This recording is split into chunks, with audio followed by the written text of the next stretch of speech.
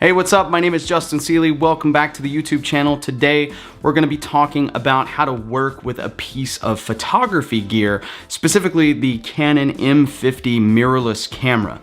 And one of the things that was the most popular upload I've ever done on YouTube was when I showed people how to do auto exposure bracketing on an old Canon camera that I had. And so I was curious when I got this camera how to do the auto exposure bracketing. A lot of people use that for shooting HDR photos or high dynamic range photos.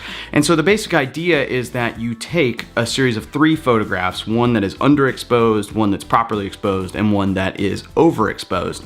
And you combine all those together in an application like Photoshop or Photomatix or something like that, and it creates this high dynamic range or HDR photo.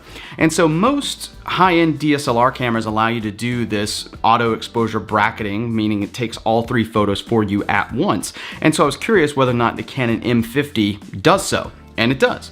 So all you have to do in order to get this to work is to go into your camera's menu setting. And once you're on the menu setting, you want to go one menu over into section number 2. And the first option there is going to be for auto exposure bracketing.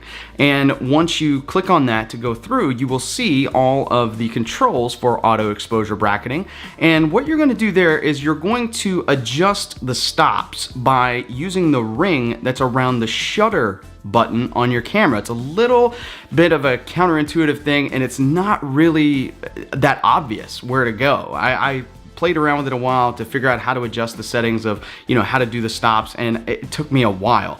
And so you have to adjust this little ring around the shutter button of your camera, and that's going to help you adjust those stops and go outward. So you get 3 stops here, and you can make it go out up to 2 stops different. So you could shoot one at -2, one at 0, and one at +2, etc. So it is a really easy setting to change once you know where it is. And then once you have it all changed, you can just click the shutter button and it will fire, and it will shoot 3 bracketed photos for you. One that is underexposed, one properly exposed, and one overexposed.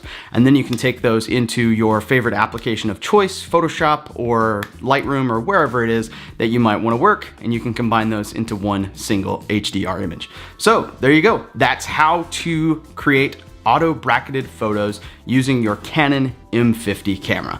I hope you enjoyed it. Hope you learned something along the way. If you are shooting HDR with your Canon camera, I would love to see what you are creating. So hit me up on Twitter at Justin Seeley. Shoot me a message over at facebook.com/realJustinSeeley, or tag me on a post on Instagram. I'm at the Justin Seeley. And that's gonna wrap it up for me. So until next time, see you later.